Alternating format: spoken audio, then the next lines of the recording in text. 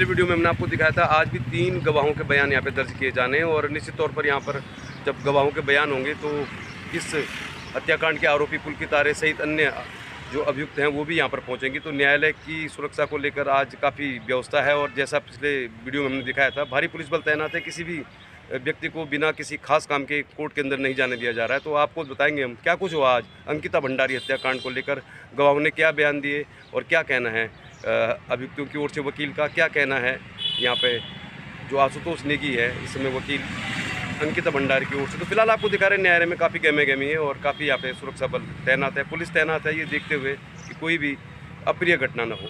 तो केबी न्यूज़ पे बने रहिए, आप दिखाएंगे आपको क्या कुछ हुआ आज कोटद्वार न्यायालय में। अंकिता भंडारी हत्याकांड की सुनवाई हो रही है, गवाहों के बयान दर्ज किए जाएंगे।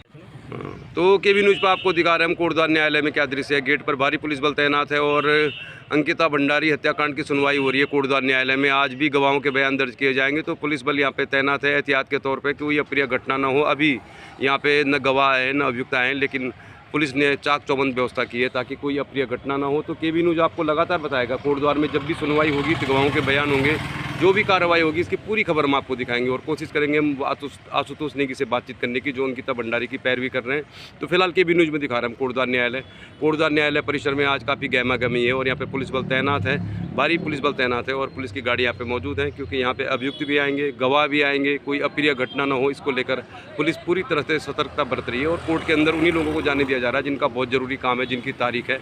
तो फिलहाल बता रहे हैं हम आपको, अभी बज रहे हैं सुबह के 10:30 और कोर्ट में गेट के बाहर पुलिस बल तैनात है। इंतज़ार किया जा रहा है गवाहों का, अभियुक्तों का, जो पहुंचेंगे तो उसके बाद कार्रवाई शुरू होगी। स्वागत है आपका केबी न्यूज़ खबर आपकी में। कोटद्वार न्यायालय में अंकिता भंडारी हत्याकांड की सुनवाई चल रही है। आज 3 गवाहों को पेश किया जाना है और निश्चित तौर पर आज भारी पुलिस बल यहाँ पे तैनात है। किसी भी व्यक्ति को कोर्ट परिसर के अंदर बिना काम के जाने की इजाज़त नहीं है, पुलिस बल गेट पर तैनात है। और आपको बता दें हम कि इसमें जो पुलकित आर्य सहित 3 अभियुक्त हैं, तीनों उत्तराखंड के अलग अलग जेलों में हैं और पौड़ी, टिहरी और देहरादून से ये अभियुक्त 3 अलग अलग गाड़ियों में यहाँ पर पहुँचते हैं। इसके अलावा गवाहों को भी आज पेश किया जाता है। तो भारी सुरक्षा बल आज तैनात था, पुलिस बल तैनात था और आप देख सकते हैं पुलिस एडिशनल एसपी हो, सीओ हो, तमाम पुलिस अधिकारी यहाँ पर मौजूद थे। भारी संख्या में पुलिस के जवान मौजूद है, कोई भी अप्रिय घटना यहाँ पर न हो और बारी बारी से यहाँ पर आए अभियुक्त और गवाह भी आए। तो पुलिस के लिए सबसे बड़ा चैलेंज यही होता है कि 11 साढ़े 11 बजे तक जब अभियुक्त और गवाह आते हैं तो उनको कोर्ट परिसर के अंदर दाखिल करवाना है। उसके बाद पुलिस के लिए थोड़ा सा, जब तक वो बाहर नहीं आते तब तक एक आराम का समय होता है, लेकिन जब तक तीनों अभियुक्त और गवाह कोर्ट परिसर के अंदर दाखिल नहीं हो जाते पुलिस के लिए एक बहुत बड़ा चैलेंज होता है कि कोई अप्रिय घटना ना हो। तो कुल मिला के अब कोर्ट की कार्रवाई शुरू हो जाएगी थोड़ी देर के बाद। अभी हम कोर्ट के बाहर ही हैं तो कोर्ट के बाहर से आपको दिखा रहे हैं किस तरह भारी संख्या में पुलिस बल तैनात है। यहाँ पे सारे पुलिस अधिकारी मौजूद हैं, भारी संख्या में पुलिस के जवान मौजूद हैं और अब पहुँचे तीनों ही अभियुक्त। तो इसकी जानकारी किसी भी मीडिया कर्मी को पुलिस द्वारा उपलब्ध नहीं कराई जाती कि कौन सी गाड़ी में कौन सा अभियुक्त आ रहा है, लेकिन पुलकित आर्य की जो गाड़ी होती है, जिस गाड़ी से पुलकित आर्य आते हैं, उस गाड़ी को सीधे गेट के सामने ही लगा दिया जाता है और सीधे उनको गेट के अंदर एंट्री करा दी जाती है। यही सब होता है 2:30-3 बजे जब गवाही हो जाती है, अभियुक्त बाहर आते हैं तो उनको फिर अलग अलग गाड़ियों से छोड़ा जाता है, लेकिन पुलकित आर्य के लिए गाड़ी को सीधे गेट पर ही लगा दिया जाता है। बहुत सेंसिटिव मामला है पुलिस के लिए। तो फिलहाल आपको बता रहे 11:30 बजे तक कोटद्वार न्यायालय में भारी पुलिस बल तैनात है और अभियुक्त और गवाह आए हैं और सुबह 10 बजे से पहले ही पहुंच जाते हैं यहाँ पे आशुतोष नेगी और अंकिता भंडारी के माता पिता। एक लाल रंग की गाड़ी में वो आते हैं तो वो सबसे पहले आ जाते हैं, उस समय तक तो हम भी कोर्ट नहीं पहुँचते, लेकिन फिलहाल भारी संख्या में पुलिस बल तैनात है। तीनों जो अभियुक्त हैं वो कोर्ट परिसर में दाखिल हो चुके हैं, गवाह भी दाखिल हो चुके हैं। तो अब 2 बजे बाद ये निकलेंगे बाहर, तो 2 बजे बाद मालूम चलेगा कि क्या गवाहों ने बयान दिए, क्या बयान चार्जशीट से मैच करते हैं, पुलिस में जो बयान दिया गया वही बयान कोर्ट के अंदर दिया, क्या कहना है अभियुक्तों के वकील का गवाहों के बयान को लेकर और क्या कहना है आशुतोष नेगी का जो पैरवी कर रहे हैं, सब कुछ बताएंगे आपको। फिलहाल 11:30 बजे तक का आपको बता रहे हैं कि सारे ही जो अभियुक्त हैं, गवाह हैं, कोर्ट परिसर में दाखिल हो चुके हैं और अब ये निकलेंगे 2 बजे बाद बाहर और लगभग कभी कभी 4 साढ़े 4 भी बज जाते हैं पूरी कार्रवाई होने में। आप देख रहे हैं केबी न्यूज़, इस समय हम कोटद्वार न्यायालय के बाहर मौजूद हैं और हमारे पीछे जो गाड़ी है, जिस गाड़ी के आगे हम ये वीडियो बना रहे हैं, ये गाड़ी आशुतोष नेगी की है जो वकील भी हैं, पत्रकार भी हैं और काफ़ी चर्चा में रहे इस मुद्दे को लेकर। उनकी गाड़ी से ही आते हैं अंकिता भंडारी के माता पिता, इसी गाड़ी से रोज़ाना 9:30 बजे पहुंच जाते हैं और 4 बजे तक ही कम से कम कोर्ट के अंदर रहते हैं। तो फिलहाल 11:30 बजे तक क्या कुछ हुआ हमने आपको बता दिया और अब बज रहे 1:30 हो रहे हैं दोपहर के। तो आज ऐसी खबर आई कि एक ही गवाह के बयान होने, तो बहुत जल्दी आरोपी बाहर आ जाएंगे और हम बातचीत करेंगे अमित सजवान जो वकील हैं आरोपियों के कोटद्वार में, और इसके अलावा जितेंद्र रावत, आशुतोष नेगी से भी बातचीत करने की कोशिश करेंगे। तो बताते हैं आपको 1:30 बजे बाद क्या कुछ हुआ कोटद्वार न्यायालय में। तो समय हो रहा है 1:50 और आज की जो कार्रवाई थी कोर्ट की थोड़ा सा समय पर समाप्त हो गई, क्योंकि आज एक ही गवाह विवेक आर्य ने गवाही दी और ऐसा हमें बताया गया है कि बहुत देर लग जाती है। एक ही गवाह के बयान होने में भी कम से कम 2-3 घंटे का समय लग जाता है। तो 1:50 हो रहे हैं और अब आरोपी पुलकित आर्य आपको दिखाई दे रहे होंगे, ऑरेंज कलर की शर्ट में ये खाना खा के बाहर निकले हैं और अब इनको पुलिस सुरक्षित तरीके से गाड़ी में बिठा देना चाहती है, क्योंकि सबसे ज़्यादा निगाह इन्हीं पर रहती है और इनके लिए स्पेशल इंतजाम किए जाते हैं। जब ये आते हैं तो भी गाड़ी सीधे न्यायालय के गेट पर आती है, जैसा आपने सुबह के वीडियो में देखा होगा। और अब ये जा रहे हैं तो गाड़ी आ गई है पूरे गेट पर। तो अब आरोपी भी जा रहे हैं, गवाह विवेक आर्य भी जा रहे हैं और कुल मिला के अब जो पुलिस की यहाँ पे चाक चौबंद व्यवस्था थी उनके लिए थोड़ा सा राहत भरी सांस लेने का समय हो गया है, क्योंकि पुलिस के लिए यही होता है कि सुबह आरोपी हों, गवाह हों, उनको सुरक्षित परिसर के अंदर दाखिल करा दिया जाए और 3 बजे बाद या 2 बजे बाद जब भी उनका कार्य समाप्त होता है उसके बाद सुरक्षित उन्हें गाड़ी से विदा कर दिया जाए। तो अब हम बातचीत करेंगे यहाँ पर अमित सजवाण से, जितेंद्र रावत से और आशुतोष नेगी से। कोशिश करेंगे अंकिता भंडारी की माता से भी बात करें, उनके पिताजी से भी बात करें। तो हमारे साथ मौजूद हैं सजवाण, अमित सजवाण जी। तो सजवाण जी, क्या हुआ आज? 3 गवाह आने थे, कितने गवाह हैं? देखिए, आज एक ही गवाह आया, वो गवाह का नाम था विवेक आर्य और विवेक आर्य की आज न्यायालय के समक्ष गवाही हुई जी।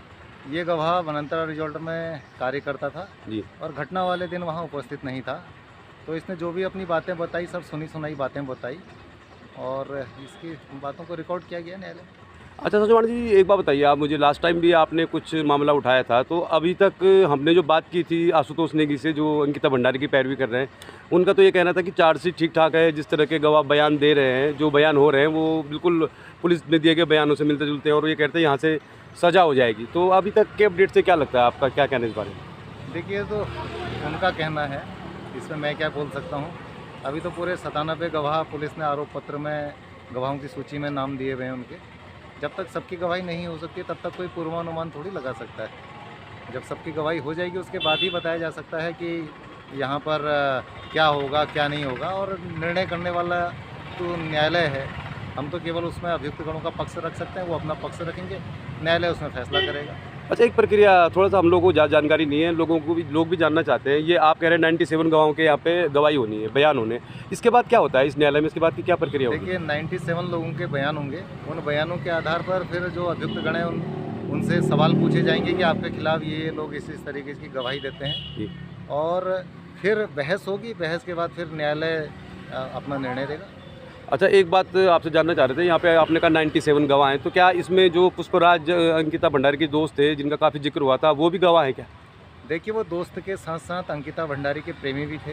दोनों के बीच में हर तरीके के संबंध थे, तो वो इस मामले में गवाह बने हुए हैं। उनकी गवाही हुई नहीं है अभी? नहीं, अभी तक उनकी गवाही नहीं हुई है। तो अगर यहाँ से देखिए, जैसा आपने कहा, हम भी यही कह रहे हैं कि जब तक न्यायालय का फैसला नहीं आता तो कुछ कहना जल्दबाजी है। तो यहाँ से अगर फैसला नहीं आता है ठीक आपके आरोपियों के पक्ष में, तो फिर आप क्या ऑप्शन होता है आगे? इसके बाद हाई कोर्ट का ऑप्शन होता है? वो तो दोनों पक्षों के लिए है। जो भी जिसको भी लगेगा कि उसके साथ न्याय नहीं हुआ है, वो पक्ष हाई कोर्ट में जा सकता है, सुप्रीम कोर्ट जा सकता है। धन्यवाद सजवाण जी, बातचीत करने के लिए बहुत बहुत धन्यवाद। धन्यवाद। और हमारे साथ मौजूद हैं केबी न्यूज़ पे जितेंद्र रावत जी। तो रावत जी, आज तो 3 गवाह आने वाले थे, तो आज एक ही गवाह की गवाही भी? हाँ, एक गवाह और 2 गवाह आने थे। एक गवाह और आना था, लेकिन उसके यहाँ किसी की डेथ हो गई, किसी की मृत्यु हो गई, उसका समन तामिल था और किसी और की डेथ हो गई थी, इसलिए वो गवाह नहीं आ पाया।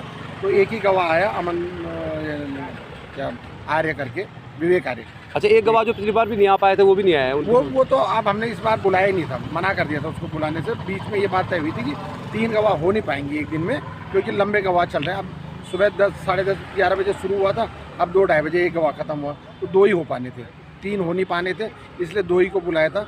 और उसके घर में किसी की डेथ होने के कारण वो नहीं आया। तो अगली डेट कब है इसमें? अगली 17 तारीख। 17। अच्छा, अभी सजवाण जी ये कह रहे हैं कि आज आपने जो गवाह पेश किया या जो भी गवाह पेश किया गया उनके बारे में बता रहे हैं कि वो तो वहाँ पे मौजूद ही नहीं था, उन्होंने जो भी बयान दिया उसका कोई वो तो सजवाण जी की वो है, डिफेंस काउंसिल है, वो तो ये बोलेंगी। लेकिन जहाँ तक आज का गवाह है, उसने अपने इंटैक्ट जो बयान दिए थे और जो उस बेचारी अंकिता के साथ जो भी वो हुआ था उसके बारे में पूरी बात को रखा और हमारे पूरे मतलब हमारे प्रोसिक्यूशन को समर्थन किया उसने और इस बात को बताया। अच्छा, आखिरी सवाल रावत जी, वैसे तो अभी सुनवाई चलेगी, तो आशुतोष नेगी ने भी पिछली बार ये कहा था कि अभी तक जो पुलिस की जो चार्जशीट है SIT की, उसमें जो बयान दिए हैं गवाहों ने और यहाँ पर भी जो बयान दिए जा रहे हैं लगभग मैच करते हैं और पूरी उम्मीद है कि सज़ा मिलेगी अभियुक्तों को, ऐसा बताया हम उम्मीद नहीं, हम तो ये कह रहे हैं कि 100% सज़ा हम दिलवाएंगे और पूरी कोशिश अपनी तरफ से ये करेंगे कि अंकिता के हत्यारों को पूरी सजा मिले। तो 17 तारीख का फिर क्या है? 17 तारीख को 17 तारीख को 2 गाँवों के समन कटेंगे। इसमें थोड़ा सा ये है अभी कि हमने अभी शाम को हमारी मीटिंग होगी SIT की जो भी, और तय करेंगे कि कौन से 2 गवाह बुलाने, 2 गवाह बुलाएंगे, तब 2 गाँवों के समन के, तो उसको बाद इनको बता। धन्यवाद ये भी न्यूज़ से बातचीत करने के लिए।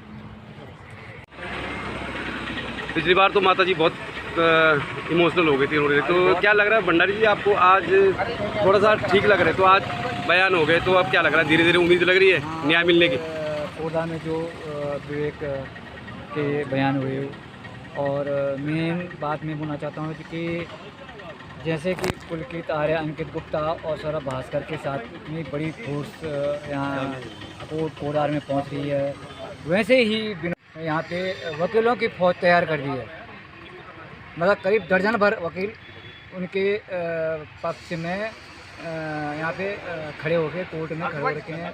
तो मैं समझता हूँ कि विनोद आर्य,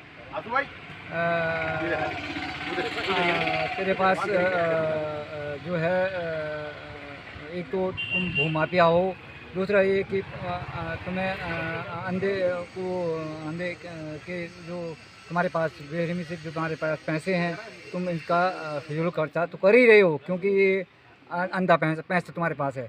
दूसरी बात यह है कि मैं चाहता हूँ कि विनोद आर्य वो अब जो है इन तीनों का कफन तैयार कर ले, इनकी फांसी इनको तो होना ही होना है। तो आज आपको देखकर लग रहा है कि जो यहाँ पर बयान हो रहे ठीक हो रहे हैं, मतलब जो चार्जशीट में बयान थे वही बयान दिया जा रहा है, और आपको लग रहा है सज़ा हो जाएगी इनको? माता जी से भी कुछ बात करते हैं।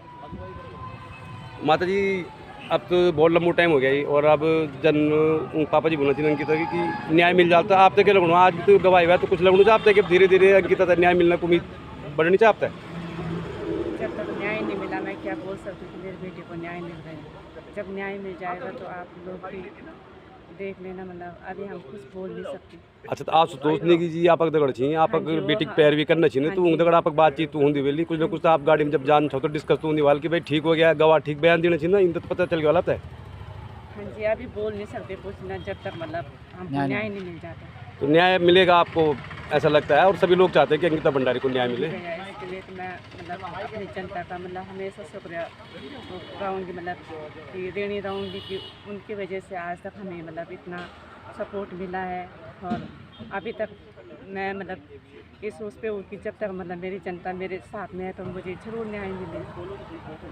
पूरी जनता आपके साथ है। तो अब आप वापस जाने क्या? आज? हाँ जी, आज वापस जाना है। तो फिर 17 तारीख को फिर आओगे? हम कल आ रहे थे। अच्छा, इस बार आप कल आ गए थे? अच्छा अच्छा अच्छा, चलो तो कोई बात नहीं, हम भी उम्मीद करना चाहिए कि न्याय मिल जाए, अंकिता भंडारी जो आरोपी होता है फांसी की सजा हो जाए। तो बहुत बहुत धन्यवाद।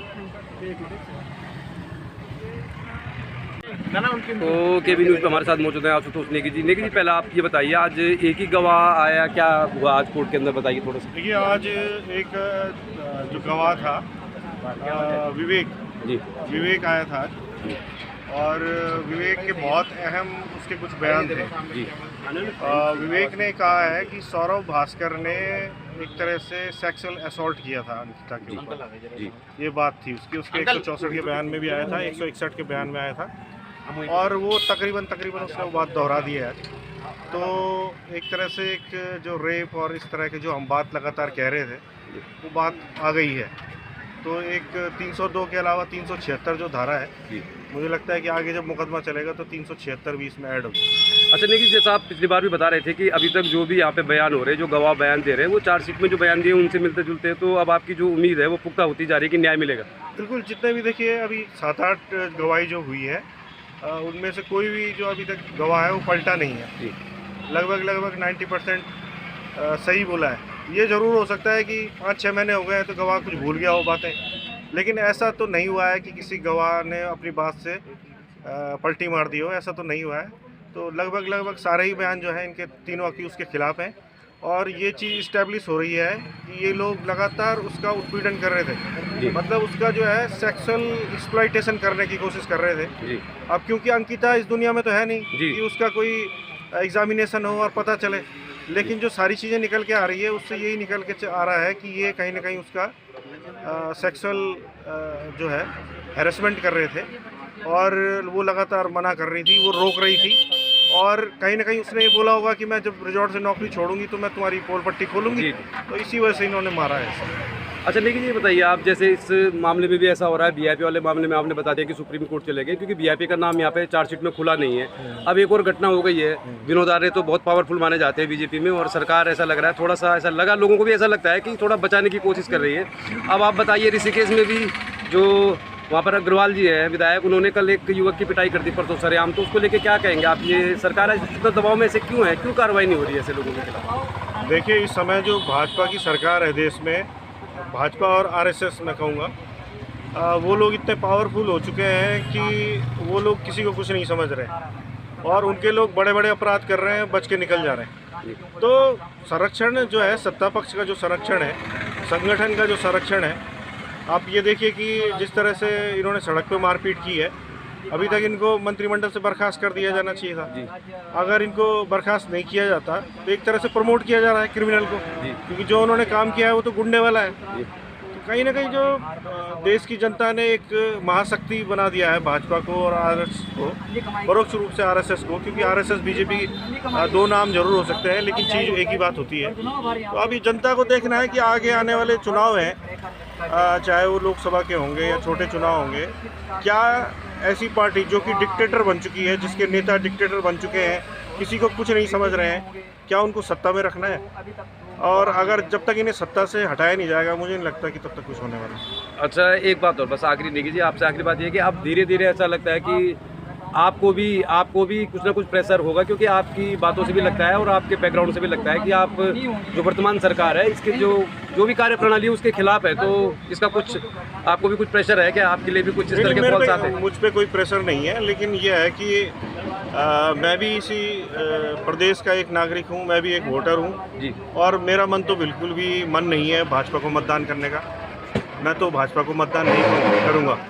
मैं स्पष्ट कह रहा हूँ कि मैं भाजपा को मतदान नहीं करूँगा, ये मेरी व्यक्तिगत चॉइस है। और उसका कारण यही है कि भाजपा का अंकिता हत्याकांड में जिस तरह के इनके रवैया रहा है, तो कोई मेरा तो वोट देने का कोई मन नहीं है। अब जनता क्या सोचती है वो जनता देखे। अच्छा आगामी जो तारीख है 17 तारीख बताई जा रही है, तो 17 तारीख को कितने गवाहों को समन जारी किया जाएगा? 2 लोगों का बताया जा रहा है कि 2 लोगों को समन दिया जा रहा है, उनके नाम अभी मेरे पास नहीं है। अच्छा देखिए जी, बस आखिरी सवाल एक पूछना चाह रहा था मैं, इसमें जब ये हत्याकांड हुआ था तो इसमें अंकिता के एक दोस्त का भी जिक्र आया था, पुष्पदीप का, तो क्या उनकी भी गवाही होनी है अभी? हाँ, पुष्पदीप की गवाही होनी है, उसकी तो बहुत अहम गवाही है, लेकिन अभी तुरंत नहीं है। मुझे लगता है कि इस महीने के एंड में कहीं उसकी गवाही होगी। धन्यवाद, केबी न्यूज़ से बातचीत करने के लिए। धन्यवाद।